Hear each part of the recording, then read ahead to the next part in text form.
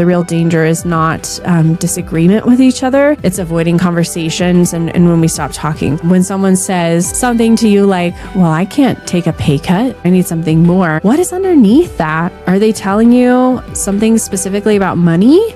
Or are they telling you something about their safety? You could think of a lot of statements and a lot of things that will come up where it starts to feel like you're on opposite sides of the table. Hey there, and welcome to Your Next Gen Friend, a Successor's Guide to Business Transition, a podcast for figuring out what's next in or beyond your family business.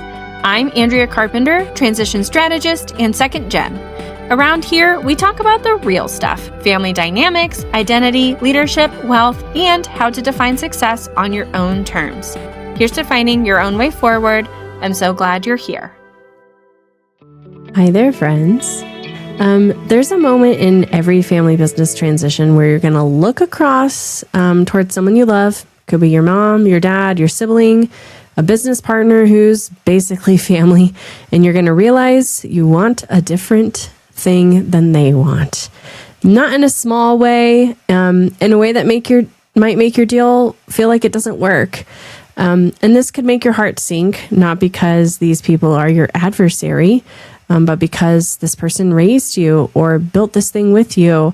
And the reason that you're still sitting in conversation with them in the first place is because you care about them. And right now you feel like you are on the other side of table from them. And so that's what I want to talk about this week. Actually just finished this morning in our Evolve program. We do what are called Evolve Group Labs. We had a great discussion and workshop on this topic. And I thought, hey, why not share this with others? Because I think it's really powerful to know and understand what it means to be sitting on opposite sides of the table. If you're listening on the podcast today, I'll do my best to describe some of the visuals, but if you happen to be watching on YouTube, I will be sharing my screen to give you some visuals as we follow along today. And so let's get started. Opposite sides of the table, successors versus other successors, successors versus the transitioner themselves. The reality is messy. It's a little bit naive to think that there's only two sides of the table, especially if there's multiple successors. You might be sharing a side of the table across from the transitioner, but even then, you might also be having different variables or timelines or different things like that you will want as a successor individual to yourself. Even to transitioners. So if the business is currently owned by a married couple, partners, business partners, related or not, two co-founders, they are not going to be on the same side of the table either. So the wider if you think of a table, kind of, maybe it's an octagon, maybe it's a triangle. We'll talk a little bit more about that as we go through, but the further apart that people get on decision making will skew the angles of that table as we go through. So I just wanted to take a chance today to talk about this and why it's so important in transition. And the reality is, if your transition is a real transition, you are eventually going to be sitting on the other side, the opposite side of the table from people in the transition. And there could be a couple different reasons for that. You might have different goals or objectives. One of our big tools is the objectives matrix. You might just have a different goal or objective, something that you want out of the transition. And that can factor into a couple different things. One big one being the timeline. What is the timeline that you have versus another person? Oftentimes as successors, we're ready. We feel like we've learned a lot. We're ready to lead. And maybe the current owner isn't ready to leave their role yet, or you're still working through exactly what that will look like. So timelines, objectives, amount of money that people want in the exit when they're ready to get out. Do they want to continue working? Do they not want to continue working? What are the types of things they want to do afterwards? There can also be different fears that can lead to different anxieties and hesitations from people on different sides of the table. So maybe one person feels much more confident with money and the financial piece, and the other person has a lot more that they need to learn about the money and financial piece. That can be a really real tension that people will feel as well as they sit on opposite sides of the table. So what makes transition really hard is that both sides of the table are going to carry tension that the other side is going to rarely see. And so the transitioners are going to see and face challenges like identity loss and fear, which is going to complicate their journey. The successors are running into pressures of autonomy, financial responsibilities, how the new roles fit into the old roles. And it's really easy to assume that the other side has it figured out and they know what they're doing, but oftentimes neither one does. To go a little bit more into detail on that, the transitioner is likely dealing with issues around identity. Who am I outside of this business? What are the things I like to do? What's the legacy I want to leave? The security of potentially the paycheck or the distributions that the company has been able to provide them. Are they going to be able to do what they want? If you have more than one kid and the business was meant for them and you wanted to split it 3 ways, but not all 3 are working in the business, that's where you'll start to get into questions about fairness and equality. Control of decisions is something that can be really hard for them to give up. What is the timing and kind of just that fear of letting go of a business that they've been a part of for so long. On the successor side, that's most of you. On the next gen side, you're starting to think about autonomy and wanting to be able to make decisions by yourself. You might feel financial pressure if you're going through a situation where you have to purchase shares in the business. You're trying to figure out how's that going to work? Can what the business produces help me afford the business? Or am I going to have to put something else up for collateral or take a loan? What is that going to look like for me? Am I capable of doing this job, this role that I'm being asked to do as I go forward? What is my risk tolerance? Things I'm willing to do and would not be willing to do. What are the risks of the market shifting and changing and the business not being what it was? What if I do something different inside the business and suddenly it's not as successful as it could be anymore? You might also be thinking about your lifestyle, the things that you want, how hard you want to work, how much time you want to spend in the office, how much travel you want each year. You're building confidence in your role, but that can take a while. And there can also be this underlying fear of disappointing other people as you go through the transition. And I think it's fair to say that not everyone is going to sit equally at the table. So people who have more ownership, more responsibility, more expectation, that can also change how you show up. You can see I start to have a diagram here with this triangle. This shows the triangle kind of with pretty equal angles as it goes, but people can move further and further apart. So if the successors are further apart, you may be pulling the angle that way. If the transitioner's really far apart, you may be pulling the angle that way. And this can really change shape as you go through the transition, and not every single issue is going to be the same as you go through either. When you think about sitting on opposite sides of the table, how close, how far, how much communication and talking will it take for us to get through that? And it's pretty often that we think we need to be on the same side of the table because we don't want to disagree. And that is not the real issue. The real danger is not disagreement with each other. It's avoiding conversations and when we stop talking. So the bullet points feel obvious here, but I'm going to go through them just in case. When we stop talking honestly, our assumptions can grow. The resentment can build. Fear will start to fill the gaps. So we'll start to fill in our own answers about how things are going to be or how they're going to go as we go through that. And you can start to see relationships weaken. And you might be asking as a next gen, you're like, okay, well, I've tried to come to the table and my owner won't even come to the table with me. What is that about? I want to start a conversation. And I think a big reason why transitioners will often present the transition as one-sided. I'm the owner. I'm going to control this. Here's what you're getting. Here's what I need you to do for me. Is that having another side of the table can feel like having opposition. And opposition can be really scary. On the flip side, maybe you're invited to the table, but you feel like you need to stay quiet about some of the practical stuff.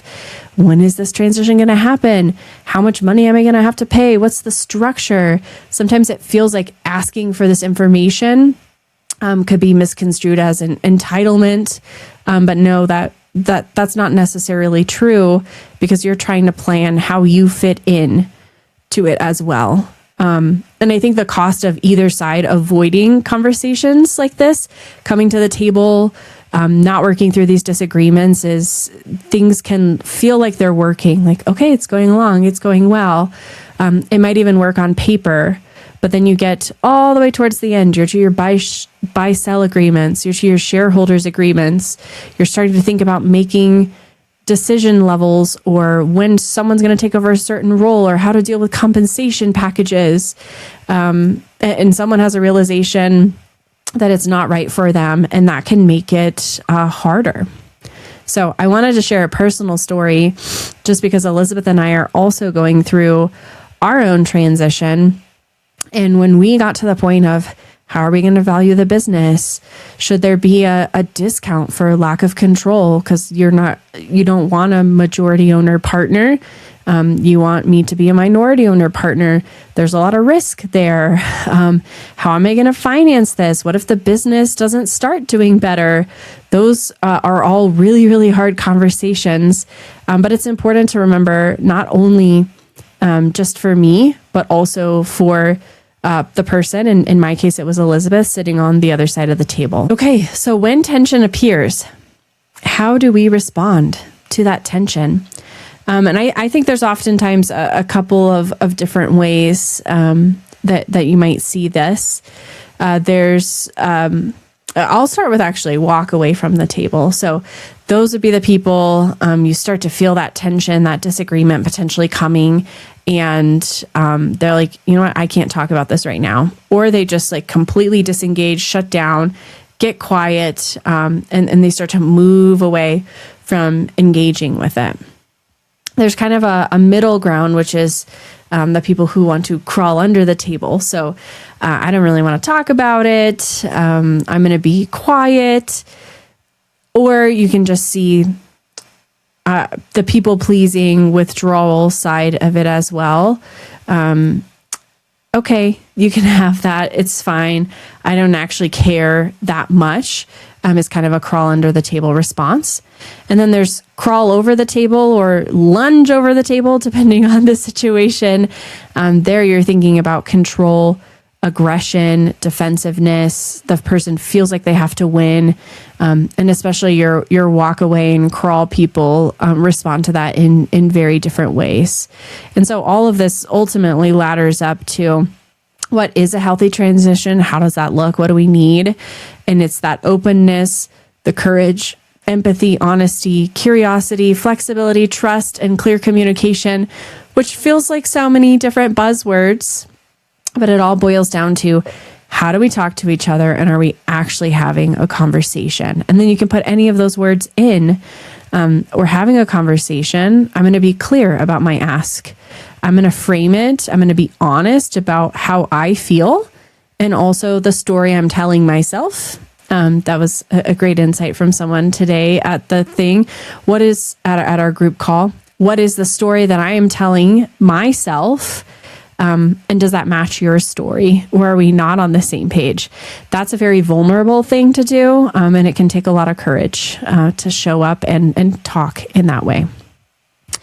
And you're going to see all of these things show up all over the place. You're like, okay, well, what conversations might we actually have that are going to be hard? When you get to the point of talking about valuation, talking about the money, how are we going to value this business? Which valuation are we taking? Are we valuing the IP separate? Are we only valuing it on the revenue?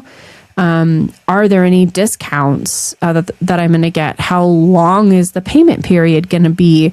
What are the terms of how the deal is going to be structured? Do I need to find outside financing? Am I not finding outside financing? How much am I allowed to bring at once? That can lead into shareholder agreements, buy-sell agreements, all those different pieces that people are thinking about as you go through and actually navigate creating the documents themselves. And spoiler alert, you don't have to do this with a lawyer. There's a lot that you can do on your own or with a transition guide, like someone at our team, to guide you and talk you through the important components of all of these different agreements before you actually go to your legal team. So you can share with your legal team, hey, X, Y, and Z are the most important things that we talked about. These are the terms that we're thinking about. And then they can give you good advice based on those things. You might see this show up with compensation packages. What is fair for people to get paid? Should the owner, because they've been there longer, get paid more? If someone's in a revenue producing role versus not, how do you decide what their compensation should be? Decision rights and authority. That one's really about who has the right to make this decision. That kind of ties into the leadership authority one as well. The actual timing and the timeline of the succession, the roles that people will play.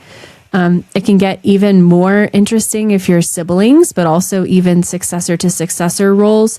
How do you decide who is taking what responsibility and who's doing what job? And I like that. No, I don't like that. And all of those different things can be a tension point where you start to see this come up. Hiring decisions could fall into there as well. Who's the team? What's their timing? Work expectations? How much vacation are we taking? How many? We talked about compensation, but how often do I expect you to work? Are you supposed to respond to me in the evening if I'm working and I'm blocked and I need you? How does that work? You can also see geographic moves. Someone needs to move to another place. Is that allowed? What's the long-term plan and vision for the company? So I think you'll see these show up all the way there. I think the best advice here is really how do you stay curious about what is underneath someone's position when they show up at opposite sides of the table. When someone says something to you like, well, I can't take a pay cut.